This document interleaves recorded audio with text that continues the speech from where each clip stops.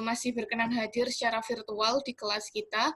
Jadi di sini ada gabungan antara kelas PBS 5A dan juga kelas PBS 5B. Memang saya gabungkan karena pada kesempatan kali ini sesuai dengan topik kita minggu ini, kita belajar tentang koperasi syariah. Nah, janji saya di awal semester, saya menghadirkan entah itu dari praktisi atau dari lembaga. Nah, kebetulan di sini ada praktisi dari Kospin Jasa Syariah yang juga alumni dari FEBI IAIN Surakarta. Nanti teman-teman bisa berdiskusi dengan Mas Kolib yang di sini sudah hadir juga bersama kita. Teman-teman catat dan saya sampaikan juga di awal, teman-teman saya berikan tugas untuk meresum materi yang ada materi yang disampaikan pada hari ini, seperti itu. Nanti monggo teman-teman persiapkan materi PPT-nya juga akan nanti di-share setelah acara, setelah diskusi ini, seperti itu. Nah, Mas Kolib ini juga dulu alumni FEBIN Surakarta, sekarang juga sedang menempuh pendidikan strata 2, seperti itu ya. Nanti teman-teman bisa banyak belajar dari Mas Kolib ini. Nah, diskusi kita pada kesempatan kali ini saya minta bantuannya kepada Mbak Citra dari PBS 5B ya. 5A. Oh ya, 5A untuk membantu. Ya, monggo untuk Mbak Citra, waktu dan tempat saya persilakan. Oh ya, nanti setelah 40 menit kalau tiba-tiba logout, silahkan bergabung di link yang sudah saya bagikan untuk sesi yang kedua, seperti itu. Monggo Mbak Citra.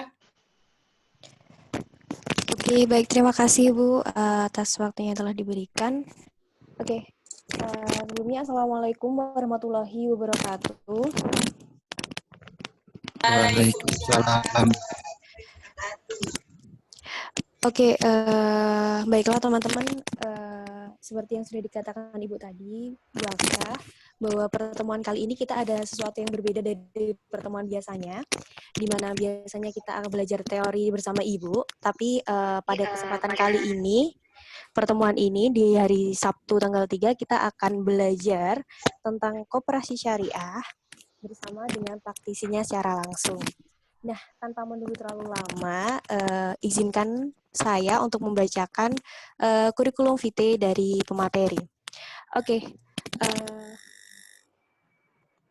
nama Muhammad Nurul Khalifah SE, alamat Jenglong Sempu Andong Boyolali, tempat tanggal lahir Boyolali 17 Maret 1996, alamat emailnya nurulmuh7@gmail.com. Kemudian untuk nomor HP mungkin bisa dicatat untuk teman-teman apabila nanti ada pertanyaan secara pribadi dan sebagainya.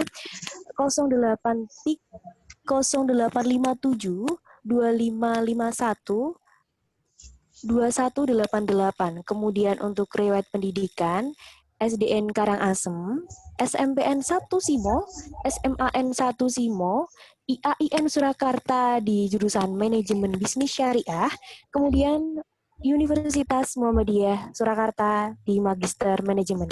Kemudian untuk riwayat organisasinya ada Kopma IAIN Surakarta, kemudian UKM Bela Diri IAIN Surakarta, SEMA IAIN Surakarta, DEMA IAIN Surakarta, dan PC PMII Sukoharjo. Kemudian riwayat pekerjaannya ada CV Ahsantur Solo, freelance tour leader, kemudian Kospin Jasa Syariah. Nah, tanpa menunggu terlalu lama, saya persilakan kepada pemateri untuk menyampaikan materinya. Terima kasih. Kepada Mas Kolib, saya persilakan. Terima kasih. Satunya bisa di-next, Mbak.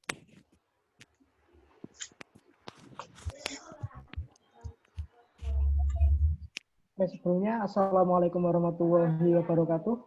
Waalaikumsalam.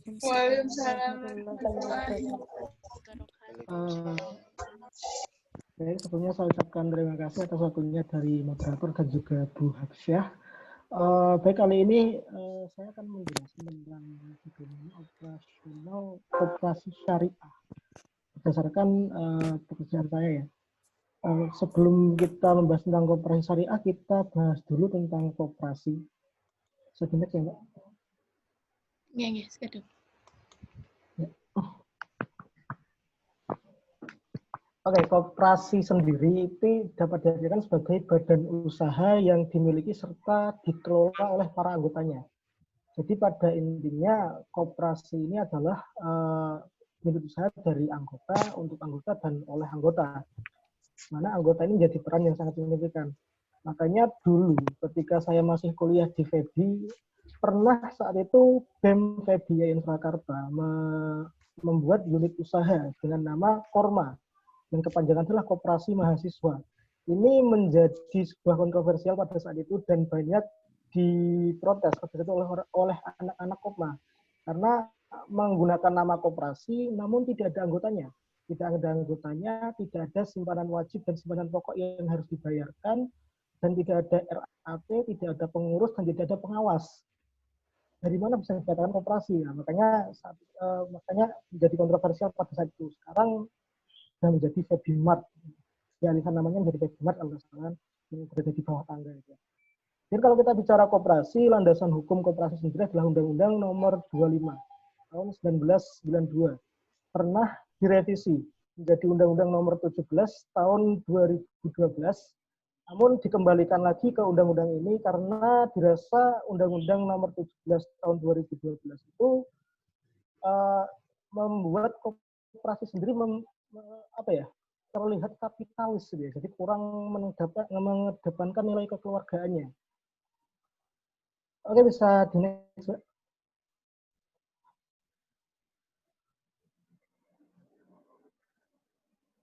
Oke, dan jenis-jenis koperasi, kalau kita mengacu pada Undang-Undang Nomor 25 tahun 1992, koperasi ini terbagi menjadi dua, yaitu koperasi primer dan juga koperasi sekunder. Di mana koperasi primer ini kurang jelas ya. Oke. Koperasi primer adalah koperasi yang didirikan beranggotakan orang-orang. Kemudian koperasi sekunder adalah koperasi yang didirikan yang anggotanya adalah koperasi. Jadi kumpulan dari koperasi ini akan membentuk koperasi sekunder. Bisa di next lagi? Oke. Sementara itu meskipun ketika kita mengacu di Undang-Undang Nomor 25 tahun 1992 tadi, bahwa koperasi itu hanya terbagi menjadi dua, yaitu koperasi primer dan sekunder, namun pada operasionalnya tetap mengarah pada Undang-Undang Nomor 17 ini. Secara operasional, pembagian koperasi itu masih menjadi 4 ini. Hanya saja memang secara legalitas ini hanya sebagai semi formal saja. Gitu. Jadi ada koperasi konsumen, ada koperasi produsen, koperasi jasa penyelenggaraan kegiatan, dan juga ada koperasi simpan pinjam. Di mana tempat saya bekerja ini adalah berada di koperasi simpan pinjam, di koperasi jasa syariah. Saya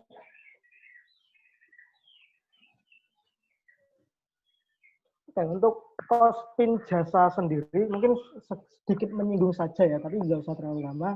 Kospin Jasa sendiri adalah koperasi yang berdiri di tahun 1973, dan saat ini masih menjadi koperasi dengan volume simpanan terbesar di Indonesia.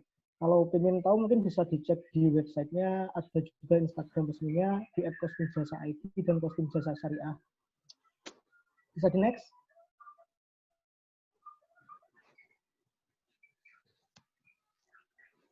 Nah, untuk pembagiannya sendiri, Kospin Jasa menjadi dua ya. Ada Kospin Jasa konvensional, ada juga Kospin Jasa syariah. Dimana Kospin Jasa konvensional kita punya 30 cabang kantor, kita punya 30 kantor cabang, 20 kantor cabang pembantu, dan 52 kantor kas, totalnya 111 kantor. Dan Kospin Jasa syariah kita punya 12 kantor cabang, dan 8 kantor cabang pembantu, 3 kantor kas, dan totalnya ada 23 kantor untuk syariah. Total keseluruhan ada 134 kantor dan masih menjadi koperasi dengan unit kantor cabang terbanyak di Indonesia. Dan kebetulan saya ditempatkan di Kospin Jasa Syariah, sehingga masih lumayan nyambung ketika harus mengisi perkuliahan hari ini yang materinya adalah koperasi syariah. Oke, bisa dilanjut?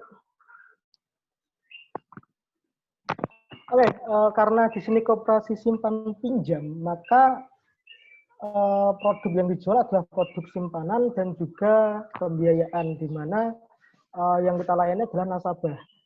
Nasabah sendiri ada nasabah umum dan juga nasabah anggota.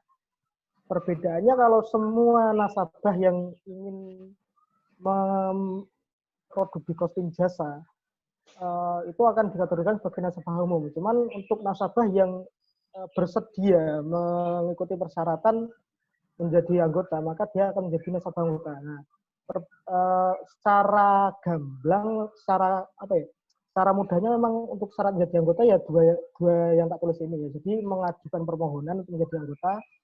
Dan seperti halnya koperasi pada umumnya, bahwa setiap anggota itu kan berkewajiban untuk membayar simpanan pokok dan juga simpanan wajib. Simpanan pokok sendiri adalah simpanan yang dibayarkan satu kali selama menjadi keanggotaan sebagai wujud administrasi pendaftaran. Jadi simpanan pokok itu cuma satu kali selama menjadi anggota. Sedangkan simpanan wajib ini dibayarkan secara berkala, dibayarkan dalam setiap kurun waktu tertentu dan jumlahnya sama, itu simpanan wajib. Ada yang setiap minggu, ada yang setiap bulan, tergantung kebijakan dari koperasinya. Nah, makanya ini mungkin bisa menjadi bisa menjadi pembelajaran bagi teman-teman. Banyak yang salah paham di sini. Banyak yang bilang yang nggak tahu kalau banyak yang orang yang nasabah yang dapat referensi dari nasabah itu kebanyakan salah paham di sini. Kalau nabung di koperasi itu nabungnya harus sebulan rutin segini terus dan baru bisa diambil pada jangka waktu tertentu. Nggak selamanya kayak gitu.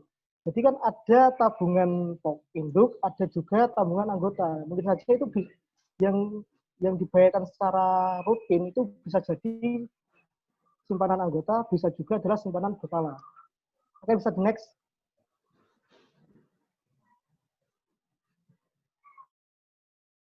Tapi karena saya berada di unit yang syariah, maka produk-produk simpanan dan pembiayaan yang ada di costing jasa syariah ini juga menggunakan akad syariah. Dan ini mungkin juga menjadi perbedaan bagi koperasi simpan pinjam dan juga bank ya. Kalau di bank itu kan bahasanya pinjaman, kalau di koperasi itu bahasanya pembiayaan. Seperti yang saya lihat, ada tabungan di koperasi itu nggak harus selamanya berkala dan harus rutin, setiap bulannya harus 50.000 itu enggak, terserah. Ada tabungan yang fleksibel, itu tabungan induk. Tabungan induk itu bersifat fleksibel. Kita tabungan induk ada yang wadiah, ada ini tergantung keinginan dari nasabah, pilih yang mana. Untuk detailnya wadiah itu apa, mudharabah itu apa, saya rasa ini sudah dibahas di mata kuliah lain ya seharusnya. Jadi saya tidak perlu menjelaskan secara detail. Ya gampangnya kalau wadiah itu kan titipan. Kalau titipan itu ya berarti uang yang masuk ya dan jumlah yang keluar itu sama, tidak ada perubahan. Tapi untuk di costing jasa syariah, kita tetap memberikan bonus untuk tabungan wadiah dengan syarat mau membayar administrasi sebesar Rp2.000 per bulan. Namun nasabah berhak untuk tidak mengaktifkan bonus tersebut. Jadi kalau ya fair, jadi kan kalau dia nggak bayar administrasi berarti dia nggak dapat bonus, gitu kan. Nah, kalau mau dirubah itu sudah pasti dapat bonus. Kalau itu untuk tabungan induknya. Jadi tabungan induk, dan kalau di tabungan induk wadiah itu hanya mewajibkan saldo endapan sebesar Rp10.000 dan kalau mau dirubah itu Rp500.000. Kemudian selain di mudharabah sendiri, selain ada tabungan induk, kita juga ada simpanan berjangka. Kalau di bank itu sering disebut deposito, dan juga simpanan berkala. Kalau simpanan berjangka itu nabung, uangnya baru bisa diambil 2 atau 3 bulan lagi. Berapa bulan lagi tergantung kesepakatan pada waktu akadnya. Dan selama jangka waktu tersebut, setiap bulannya dari pihak koperasi akan memberikan nisbah bagi hasil sesuai kesepakatan yang telah ditetapkan. Nisbahnya itu kan sudah ada ketetapan sendiri. Kalau simpanan berjangka, nisbahnya itu 39,5%. 5%. Itu kalau dijadikan rate sekitar 5,75% per bulannya. Per tahunnya, maaf. Nanti tinggal dibagi per bulannya seperti apa gitu kan. Nah, kalau simpanan berkala, perbedaan simpanan berjangka dengan berkala, kalau berjangka itu sekali dimasukkan baru bisa diambil dalam jangka waktu tertentu. Nah, kalau berkala itu dibayarkan secara rutin. Ada yang tiap minggu, ada yang tiap bulan dengan jumlah yang sama. Ada yang tiap minggu 50.000, ada yang tiap bulan 350.000, ada yang tiap bulan 500.000. Nah, ini selama jangka waktu tertentu dan baru bisa diambil ketika sudah jatuh tempo. Ketika sudah lunas lah, sudah selesai melakukannya dalam jumlah berkala tertentu. Ada yang 45 kali, ada yang 12 kali, tergantung jenis produk simpanan berkalanya. Kemudian di simpanan Muhammadiyah juga ada simpanan harian, atau yang kalau di bank itu namanya giro. Giro ini kan fungsinya untuk ya sebagai uang non tunai ya. Jadi dengan giro ini biasanya digunakan para pebisnis ya. Jadi dengan giro pebisnis itu bisa mengambil uang dari nasabah dengan giro dari nasabah tersebut. Kemudian pembiayaan kita juga ada produk pembiayaan berupa murabahah, musyarakah, dan juga ijarah. Untuk pengertian murabahah, musyarakah, dan ijarah, sekali lagi saya tidak akan menjelaskan secara detailnya karena memang seharusnya sudah dijelaskan di mata kuliah yang lain. Gampangnya kalau murabahah itu kan jual beli, kalau musyarakah itu ya kerjasama, kalau ijarah itu sewa menyewa. Murabahah sendiri kita ada murabahah umum, kemudian ada murabahah kendaraan, dan murabahah UMK. Kalau murabahah umum itu pembiayaan dengan plafon di atas 25 juta kita masukkan ke murabahah umum, nanti biaya margin per bulannya 0,96%. Kemudian kalau murabahah kendaraan itu untuk jual beli kendaraan, kalau mau beli motor baru itu lewatnya murabahah kendaraan. Lalu murabahah UMK itu untuk pembiayaan dengan plafon di bawah 25 juta. Kemudian musyarakah di sini kita pembiayaan musyarakah ini kita gunakan produknya adalah musyarakah berjangka.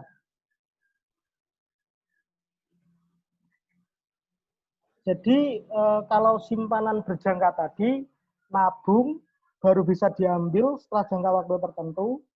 Nah, kalau musyarakah berjangka itu kebalikannya simpanan berjangka. Jadi melakukan pembiayaan dan nasabah baru berkewajiban untuk melunasi pembiayaan tersebut dalam jangka waktu tertentu. Namun selama jangka waktu tertentu, nasabah berkewajiban untuk membayar bagi hasil kepada koperasi setiap bulannya. Jadi kalau simpanan berjangka, koperasi yang memberikan bagi hasil ke nasabah karena dia menyimpan per bulannya memberi bagi hasil ke nasabah. Kalau musyarakah berjangka, kalau pembiayaan berjangka, itu kebalikannya. Karena nasabah yang meminjam, berarti nasabah yang memberikan bagi hasil setiap bulannya kepada koperasi. Gitu.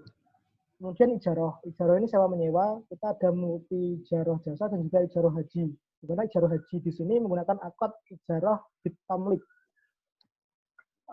Untuk detailnya, saya rasa seharusnya sekali lagi harusnya sudah didapatkan di mata kuliah lain. Mana gampangannya kalau ijarah bitamlik ini gampangnya itu sewa menyewa yang ada opsi pembeliannya. Gampangnya seperti itu gampangnya. Oke, bisa di next.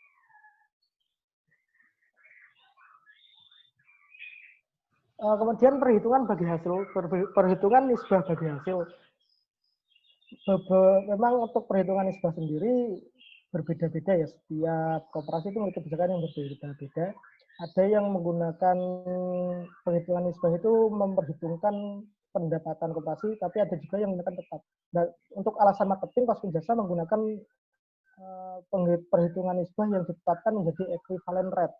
Perhitungannya nanti dari nisbah akan dikalikan hasil investasi, di mana hasil investasi ini memiliki ketetapan sendiri. Jika 1 bulan itu 28 hari, maka hasil investasinya adalah 0,012194. Kemudian Kalau 29 hari nanti 0,012629. Kalau 30 hari nanti 0,013065 dan kalau 30 hari 0,0135.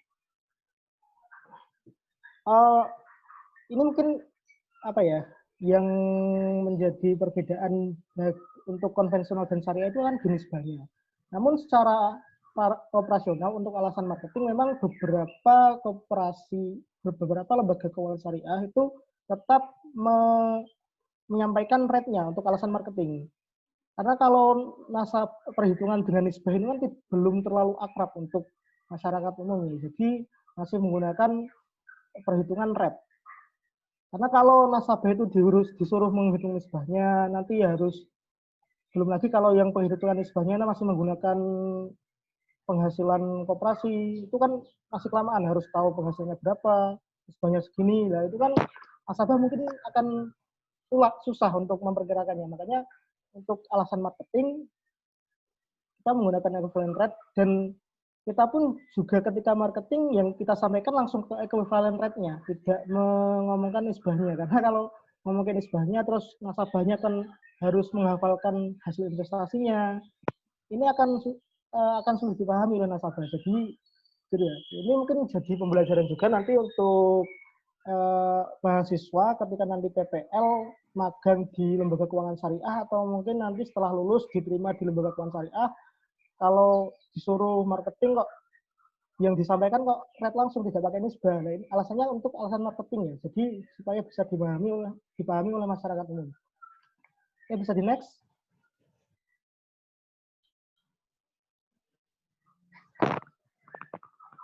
Nah, ini adalah rumus penghitungan bagi hasil sendiri. Ini adalah rumus bagi hasil untuk simpanan berjangka. Bagi hasilnya nominal tabungan dikalikan equivalent rate dikalikan jumlah hari dalam 1 bulan, kemudian dibagi jumlah hari dalam 1 tahun. Ini untuk menghitung bagi hasil dalam 1 bulan. Caranya seperti ini. Ini bisa dicatat kalau mau dicatat.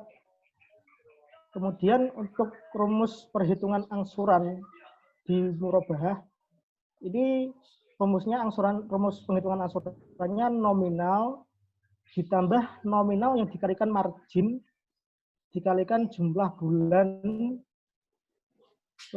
lama peminjamannya ya, jumlah bulan lama peminjamannya dibagi jumlah bulan itu sendiri.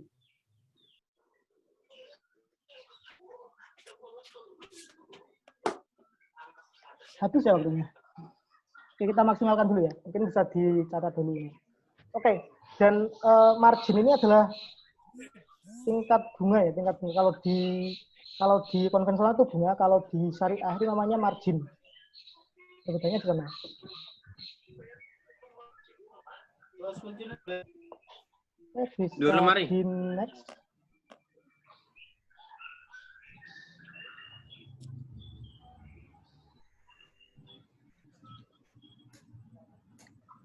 Kemudian karena pembiayaan tadi ada 3 akad ya, ada murabahah, musyarakah, sama ijarah. Untuk ijarah cara hitung angsurannya sama. Bedanya kalau di murabahah itu pakainya margin, kalau di ijarah itu pakainya ujroh. Nah, kalau di pembiayaan musyarakah berjangka, karena itu kan yang dibayarkan cuma hasilnya setiap bulannya. Karena tidak